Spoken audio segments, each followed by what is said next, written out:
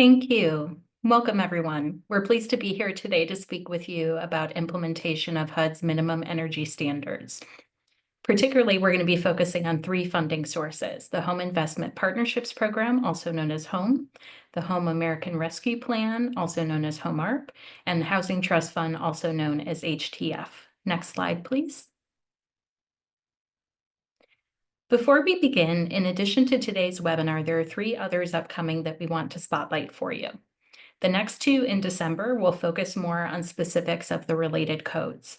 The 2021 IECC applies to single-family homes and low-rise, fewer than few-story multifamily buildings, while the 2019 ASHRAE applies to mid and high-rise or more than 4 stories multifamily buildings.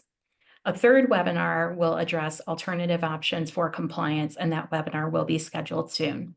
Be sure to register early for any of these you're interested in. They will also be recorded and made available on the HUD Exchange. Next slide, please. I'd like to briefly introduce you to today's presenters. I'm Jennifer Miller, a Senior Manager in ICF's Housing and Community Development Group, and I'm joined by Michael Brown, who is a Senior Managing Consultant in ICF's Building Technologies Group. Next slide, please.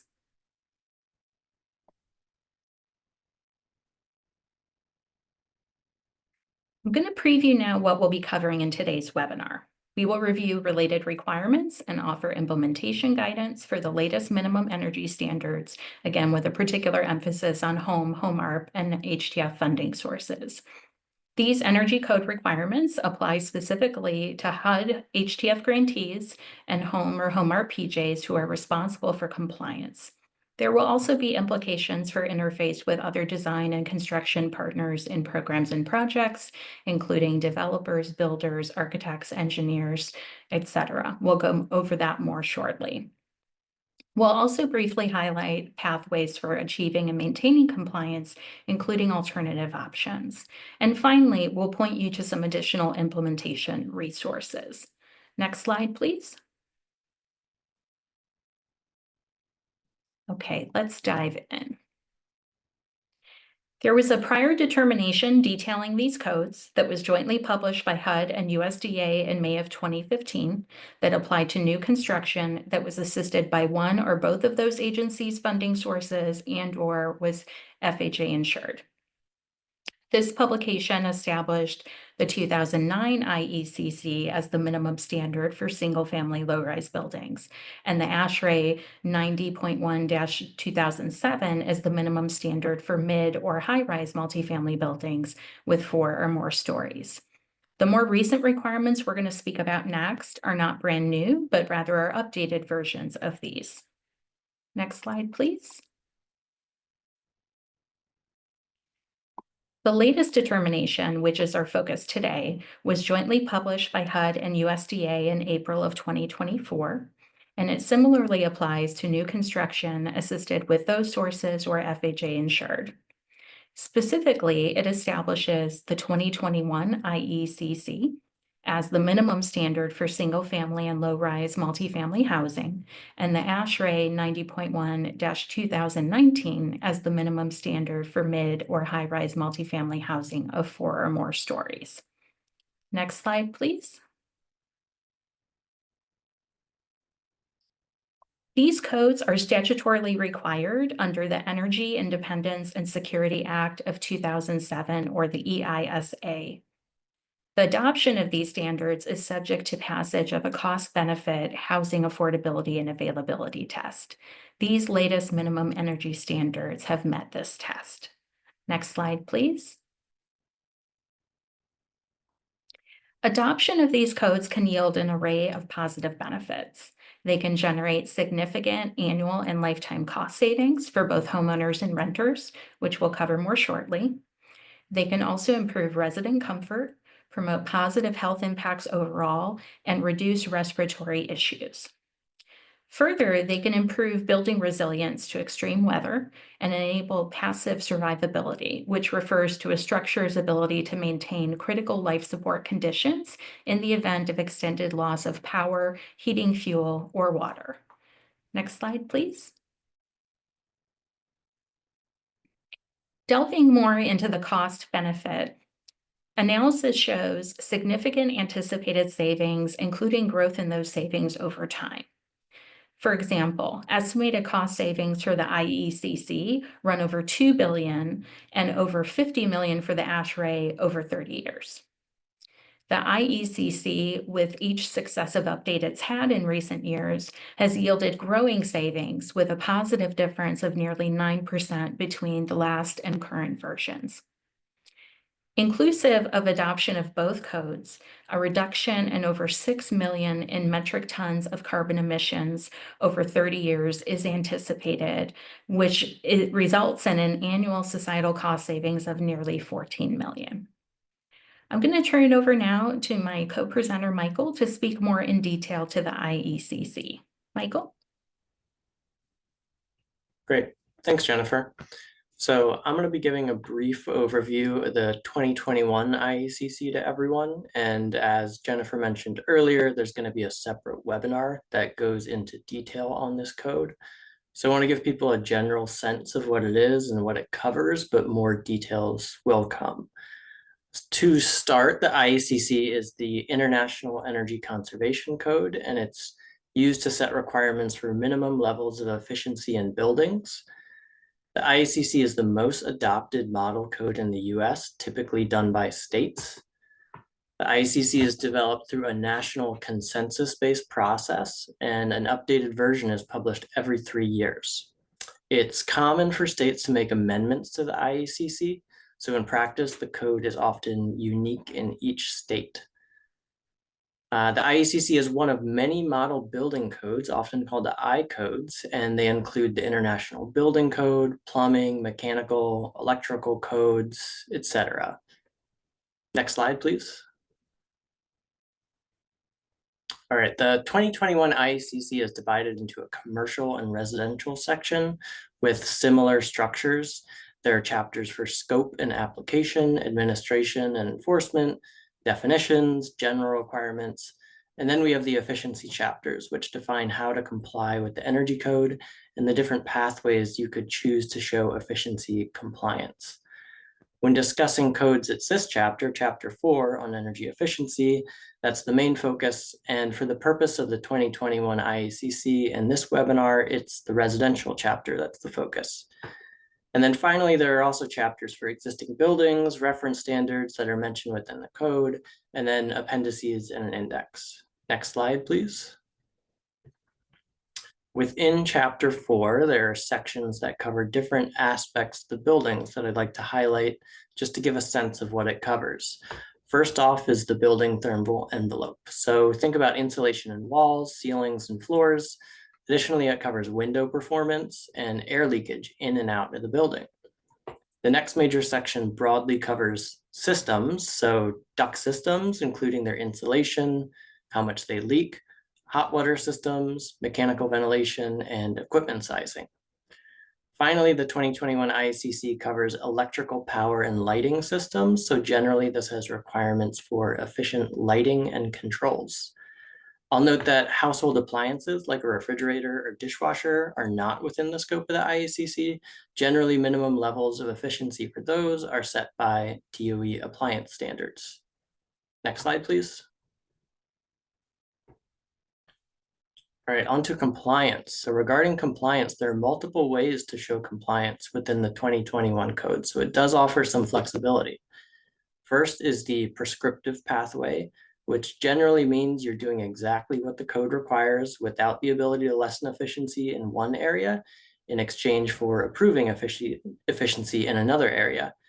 Now, in terms of the building envelope, meaning the insulation in the building, there are a few options within the prescriptive path. First is to meet the nominal R value in the code, which is just saying the R value in the envelope simply meets the prescriptive requirements. If code requires R20 insulation in a wall, then that's what you have. So it's very easy to show compliance this way. Next is with the U factor, which gives some flexibility within an assembly, like a wall or ceiling, to calculate equivalent performance to the code level. Finally, the UA approach gives the ability to trade off between assemblies. So maybe you have less wall insulation than code, but more ceiling insulation. With the UA approach, you can show that the overall envelope performance is equivalent. So even within the prescriptive path, there is a little bit of flexibility. The next two paths give more flexibility, the performance path and the ERI path. Both are based on modeling energy use of the whole house to show that it performs at a certain level. These allow more trade-offs between different areas in the home, like trading off less insulation for a better sealed home or vice versa. Finally, there's a path specific to the tropical climates like Hawaii and Puerto Rico, which is more suited to efficient strategies with milder tropical climates. On top of all of these, the 2021 IECC has additional energy efficiency requirements that require homes to improve efficiency on top of these paths. I won't get into the detailed structure of this, but it could be something like installing an efficient hot water heater for the prescriptive path, or showing that the home is 5% better than the required level in the performance path. So there's a lot of information here, but I mainly want to highlight that there is flexibility within the code, and there will be an upcoming webinar that goes into detail on the 2021 IECC. Next slide, please.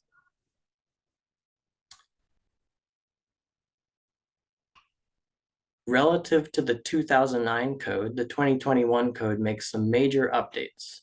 I'll review a few of them at a high level, but don't forget about that upcoming webinar. First is an updated climate zone map based on more recent data from ASHRAE. About 10% of counties are impacted, most of which move to warmer climates, which are shown in red here. Generally, for these counties, the prescriptive code requirements for insulation will be less than what would have been required for their prior climate zones.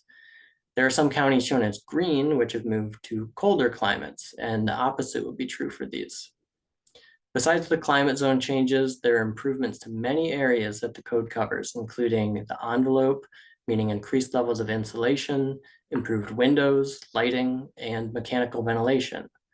Finally, there's the new requirement for additional energy efficiency that layers additional requirements on top of all paths in code.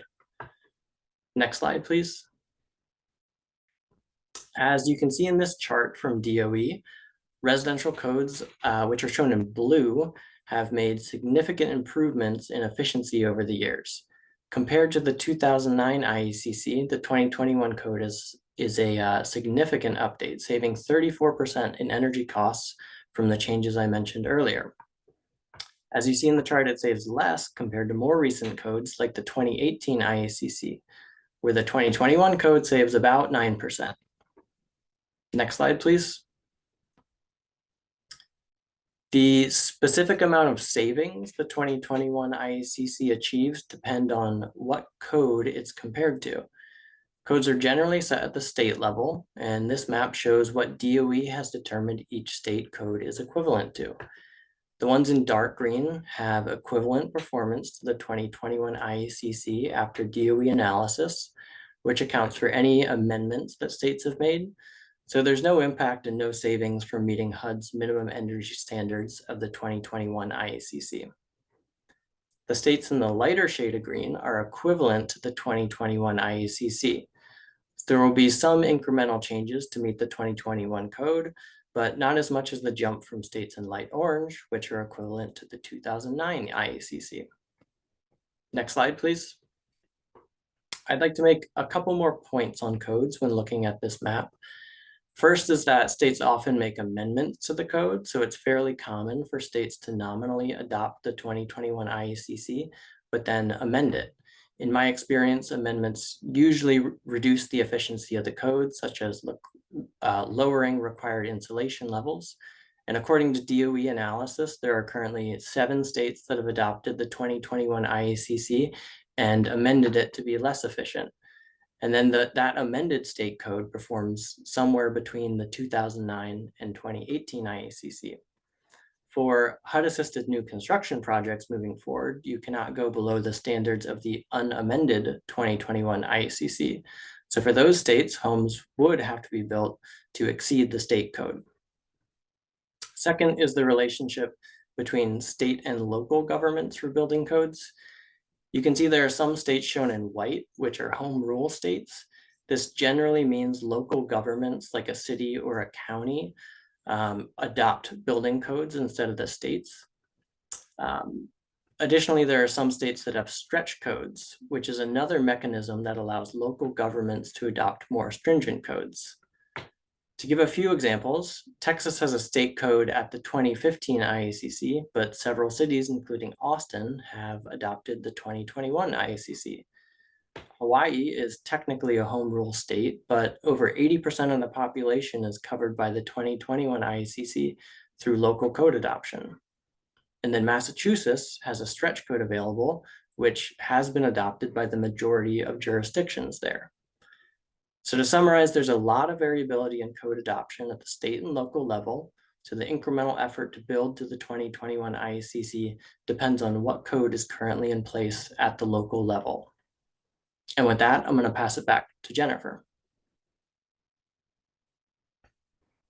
Thank you, Michael. Please note that HUD will accept the latest 2024 IECC as an alternative path to compliance for the 2021 IECC requirement, subject to DOE authorization. Keep in mind, the cost savings possible under the 2024 version exceed earlier versions, which can be a further incentive for adoption. Additionally, HUD will publish an annual list of acceptable alternative compliance paths, such as those available through Energy Star, Zero Energy Ready Homes, and High Performance Building Standards. Next slide, please. We're now going to delve into some funding source specific elements of the latest minimum energy standards for home, HOMARP, and HTF. Next slide, please. For those who aren't familiar or could use a refresher, I'm going to speak briefly about the major components of these three programs that we're covering today. Both home and HTF can support the acquisition, construction, and/or rehabilitation of affordable housing. HTF has a specific preference for rental housing with a 90% minimum. States or localities, meaning counties or cities, can receive home funds as a participating jurisdiction or PJ. And states or their designees can receive HTF funds as a grantee. So you'll hear us using both those terms today throughout the remainder of the presentation. While home targets low-income households, HTF focuses on extremely low-income households. The newer Home Art program allows for rental housing production, along with other activities, with a focus on qualifying populations or QPs and a limited allowance under rental housing for low-income households. Next slide, please. We're focusing on home, HOMARP, and HTF today because they are the first covered programs with the earliest compliance deadline for these minimum energy standards. That deadline is currently November 28th of 2024, so later this month. This deadline pertains to the grantee or PJ funding commitment, irrespective of the year of appropriation. It applies to new construction only. There are other covered programs reflected in the notice for the minimum standards. If you're combining any of these funds, home, HOMARP, HTF, with others, the later compliance date will apply. Next slide, please. You can see here on the screen a chart that's been excerpted from the notice that references some other covered programs and compliance deadlines. Again, you can see in bold there the one for home and the HTF, which also includes home ARP, as I mentioned. Please note that HUD's considering a request for an extension to this compliance date to give PJs and grantees some additional time to prepare for this change, and they expect to reach a final decision in the near future on this. Next slide, please. You're probably wondering at this point, where do you begin to implement these latest standards with your home, HOMARP, and HTF initiatives? First, you'll need to take stock of the requirements and your current level of implementation. We recommend that you identify current applicable new construction standards, which may be federal, state, and/or local, depending on your jurisdiction and the work that you do.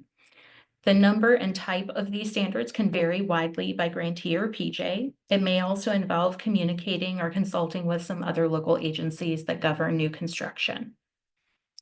Once you've gathered information on the various applicable standards, you'll be in a position to assess alignment with or incorporation of the latest minimum energy standards.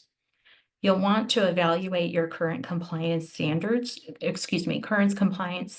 with these latest codes, assessing if your jurisdiction falls short, meets, or exceeds the requirements. If you meet or exceed the standard and your related roles and responsibilities are clearly delineated, documents and processes are appropriately defined and documented, then you will continue on with that implementation and associated compliance enforcement. However, in doing this assessment, if you find that you fall short of the current code requirements, you'll need to clearly identify what those gaps are and develop and implement a strategy for addressing them, including updating your associated standards. The complexity of this will vary based on the magnitude of the shortfall in relation to the newest standards. The strategy could include plans for timely and relevant communication to current or prospective partners in your construction activities. While the grantee or the PJ is responsible for related compliance, these folks and the actions that they take or do not take can have an impact for you. So you want to ensure they also understand the requirements and how they can help you facilitate implementation. Next slide, please. In addition to updating standards, which can refer to site, neighborhood, building standards, etc., as applicable, you'll need to ensure that your policies and procedures, forms, and written agreement templates also reflect the latest standards as applicable. You'll want to consider updates that are needed for your operational practices and documents for the overall program, as well as specific cross-cutting requirements that might be applicable, such as those around labor, lead, environmental, etc. We suggest you take a look also at your underwriting guidelines and update those as appropriate if you've specified any cost minimums or maximums that might be conflicting with this. You'll want to also give advanced consideration to how adoption of these standards might reflect in development budgets and operating performas and utility allowance documents, as that will impact your review. For example, there might be some higher initial construction costs depending on the nature scope of that work, but as we've described today, operating costs are expected to decrease over time based on the cost savings of these codes. Additionally, there may be a decrease in utility costs over time that can allow for an increase in allowable chargeable rent. You'll want to be sure to share update information on these codes with your current or prospective program and project partners, including any related process or document updates. Whether you'll implement these changes with internal staff or outsourcing or some combination thereof, you'll want to ensure that all those folks are clear on the related requirements and how they're going to be operationalized for consistency and compliance. Next slide, please. While a grantee or a PJ may engage a host of other partners in their construction programs and projects, it is the grantee and the PJ that's ultimately responsible for compliance with these latest minimum energy standards. They must ensure that the work is appropriately documented and that that documentation is reviewed and approved as appropriate. While each of these programs, Home ARP, HTF, have their own inspection requirements, compliance with these minimum energy standards can be assessed in alignment with those. If a local or state code exceeds these latest minimum energy standards, the grantee or PJ is not required to conduct an additional special related inspection. Certifications of compliance can be obtained from a third party. This could be a home energy rater with code credentialing, an architect or engineer providing a certification, or a local building inspector or code official. Maintaining related documentation of compliance will be key. Next slide, please. There are some additional resources to support implementation, which we'll briefly cover now. Next slide. Specific to the latest minimum energy codes we've gone over today, there's a related summary page on the main HUD website, which is linked here, along with the specific notices and FAQs. We've also listed the specific pages for the home ARP, and HTF programs that are on the HUD Exchange that might be helpful as you consider how to implement these standards with those programs. Next slide, please. There are some additional national and regional resources available through the PNNL and Energy Codes websites listed here, and we encourage you to consult these also. As noted earlier, these slides will be posted to the HUD Exchange, including these links. Next slide, please. There are also some tax credit opportunities that can be assistive in filling resource gaps and serving as alternative compliance pathways, given adoption of the latest IECC. This includes Section 45 tax credits for Energy Star single and multifamily new construction, as well as DOE's Zero Energy REIT home standards. Next slide, please.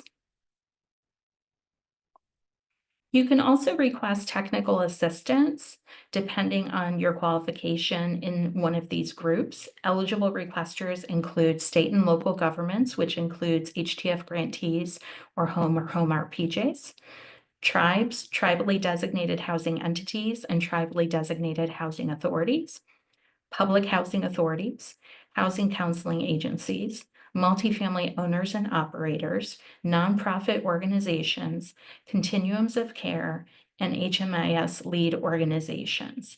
So folks within these groups that receive funding directly from HUD can go to the link above through the Community Compass Technical Assistance and Capacity Building Program and request technical assistance. HUD will then review that request and assign as appropriate to a qualified TA provider to assist you. And that assistance can take different forms based on your needs. It can be advisory around documentation. It can be advisory around general program practices and other things. Next slide, please. We want to remind again about the upcoming webinars, which are going to provide some additional detail. Again, the IECC, which focuses on single family and low-rise multifamily housing, is coming up on December 3rd. The ASHRAE for mid or high-rise multifamily housing, which is 4 or more stories, is coming up on December 9th. And then the last item still to be scheduled is the alternative compliance pathways. You can register for any of these through the HUD Exchange, and we do encourage you to register early. And additionally, those presentations and recordings will be made available after the trainings on the same HUD Exchange website. That concludes our presentation. So we're going to move at this point into any questions. Thank you. Hi, this is Catherine at ICF, and I will be your moderator for the question and answer session. First off, and I think this one will be for Michael, Jennifer went over how to demonstrate the pathways to compliance. So there was a question on what type of documentation, such as architect certification, energy consultant certification, and is there certification for those folks showing that they're qualified to provide this documentation in the first place? So if Michael, if you could speak to that space. Sure. I think generally there are many kind of credentials that are qualified to do this, and in terms of the like performance in the ERI path, there are reports from software that demonstrate compliance with this. There are also tools from DOE like ResCheck that can be used to document compliance with the code. I think in terms of specifics of which credentials and what kind of certification would be required, I think we may be exploring having more information on that coming out through HUD and on the future IECC webinar. So we've discussed some of that with HUD, but I think more information on that will be coming. Okay, and this one for Michael again. Does the IECC coordinate with the Energy Star and fortified roofing programs? So they are related but separate programs. I would say For example, Energy Star often references and then goes beyond many IECC requirements. So there's a lot, and similar with the fortified roof program, there's a lot of overlap between them, but they often refer to each other and build off of each other. But I would not say I would say they're distinct but very related programs. And there's not sort of like they're all run by different organizations as well. And are you aware of any one-pagers or charts showing a comparison of those different programs? Of the specific ones mentioned, there are resources that compare definitely Energy Star and IECC. I'm not quite sure about the fortified roof program. There may be, but I'm not aware of them. And then in terms of HUD and the 2021 code, I know HUD is working on developing some resources to kind of summarize some of the requirements and build out some fact sheets. So we're looking at developing more resources to support that as well. Okay, great. The next question is for Drew at HUD. Does HUD allow for local jurisdiction amendments to the IECC? Thank you. And so I think there's a couple questions that are asking about the impact of amendments and also states that have not adopted a state code. So really, we're looking at the overall efficiency of the kind of amended code. If it meets or exceeds the 2021 IECC or ASHRAE 90.1 2019, then it would be in compliance with the minimum energy standard adopted in the final determination.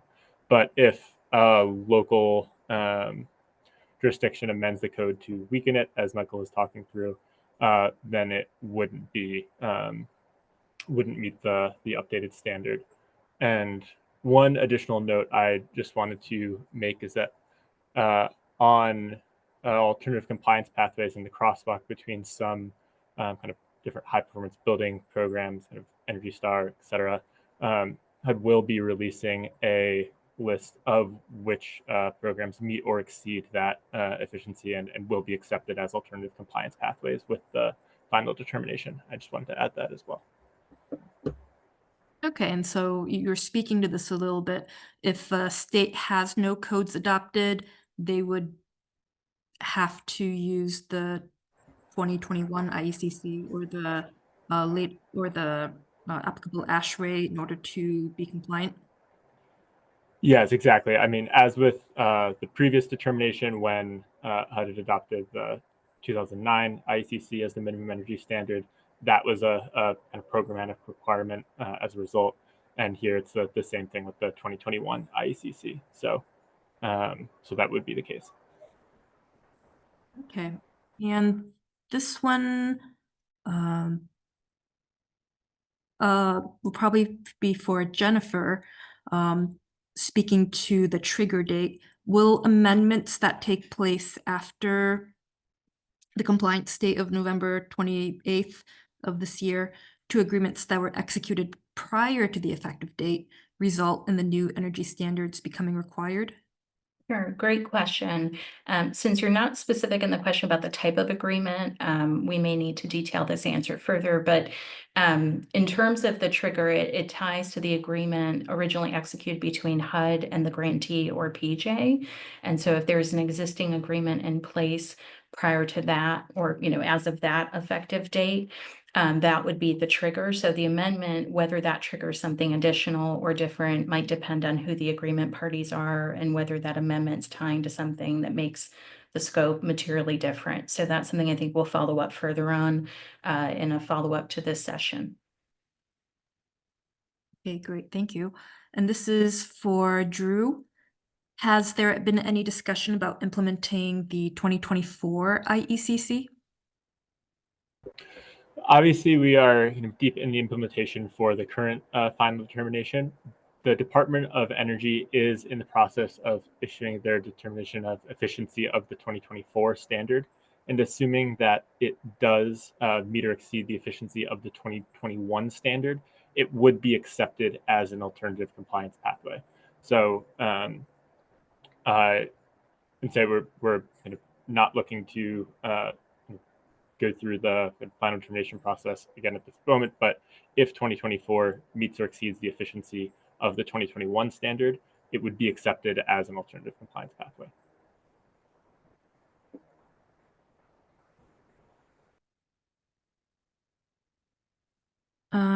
And this one might be a little bit technical, so let me try Michael first. Will the Energy Star multifamily new construction version 1.2 meet or exceed the requirement for the unamended 2021 IECC? And I'd like Andrew to confirm this, but the multifamily version 1.2 is developed in response to be more efficient than the 2021 IECC.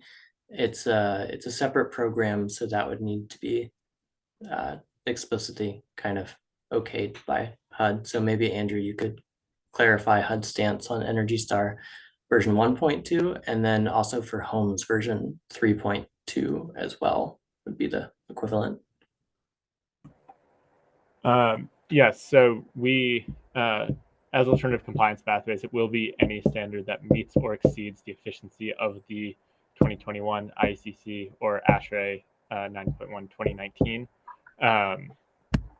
So we will be releasing that list. I am not going to speak as to which high performance building standards will be accepted right now, because I don't have all the data in front of me, but if it meets or exceeds either of the standards in the final determination, it would be accepted. Okay, and this one, I guess I'll ask Drew. For home new construction, our region is struggling to meet the current maximum per unit subsidies for new construction. With these energy upgrades, will there be an increase in the amounts, I guess the maximum per unit subsidy to offset the cost of these energy upgrades? Thank you. And I would actually defer to the program office on this. I don't know if Caitlin or Rhiannon are able to answer this. I can speak on that. Hi, this is Caitlin Renner from with the program office, the Office of Affordable Housing Programs. So the subsidy limits are based on statutory requirements and cannot be increased based on the cost of the specific cost of constructing housing due to energy standards. But I think the other experts here on the codes could speak to the increased cost associated with this, which may not be as significant as you think.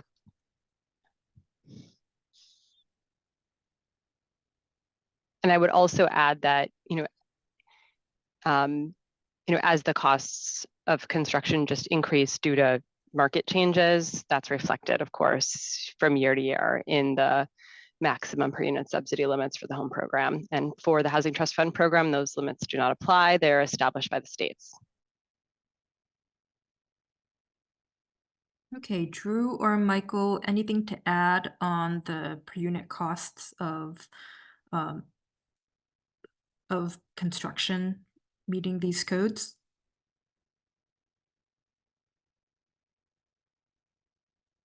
Okay.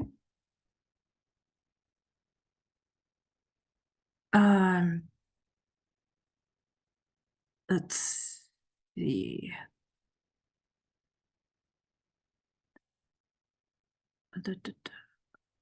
How do you, let's see, maybe this one for Michael. How do you determine compliance for a project that has already been fully designed and been awarded funds through an RFP or other means? I'd like to take that actually, Michael, because this is applicable specifically to home or HTF. So I just want to clarify that compliance is required for only new home or HTF commitments. So that's an executed written agreement providing the home or HTF funds to the project. So if your project has been selected through an RFP process prior to the compliance date, but no written agreement has been executed with the participating jurisdiction for home or the HTF grantee until after the compliance date, then the project scope would have to be updated to comply with the new energy standards. However, for projects already underway, projects where commitments occur prior to the compliance date, those projects are not required to comply with these new energy efficiency standards and would instead be complying with the previous version. Okay, and this one might also be a program question, so I'll let Caitlin take a first crack at this. My state currently collects certification from the project architect or engineer that the new construction complied with the IECC standards. Do I understand correctly that we, as the PJ, should also collect the architect or engineer's credentials to make this determination? Yes, the home PJ would need to retain that information in the project file to demonstrate compliance with property standards for new construction projects. And the same goes for the HTF grantee. If you know your state collects it, you could always get it from the state as well. If you are the state or if the state was also funding the project. Okay, and then we have a question, and maybe I'll have Drew triage this, but what are some common compliance pitfalls you've seen in projects attempting to meet the 2021 IECC standards, particularly with retrofitting older homes? So here I'd first off note just that this standard, the new requirements are only applicable for new construction. So retrofit projects are not going to be impacted here. And I would really recommend joining the subsequent webinars where we're going to be discussing more and nuance in the 2021 IECC and ASHRAE 2019 codes, getting into a little bit more detail there. Michael or Caitlin, if you have anything else to add, feel free, but that's what I would have to say. And Andrew, I'll just add that I think probably the biggest thing is just understanding what the code requires and planning for it. So that would mean understanding the required insulation levels, having a plan for what kind of path you're going to comply through, basically not being surprised on any requirements. So I'd second kind of more information in the next webinar will help there, but I think planning is probably one of the bigger pitfalls. Okay, if there are no further questions, then we can call this early. But just a reminder, the slides and the webinar recording will be available on the HUD Exchange in a few weeks. There are 2 additional webinars that are scheduled for December, specifically on the codes, the 2021 IECC and the ASHRAE 2019. And then there will be another webinar on alternative compliance pathways. And following the webinars, we will also issue a list of frequently asked questions, so you can see what other questions you might have, or they can be answered. And if you have further questions, you can always contact HUD.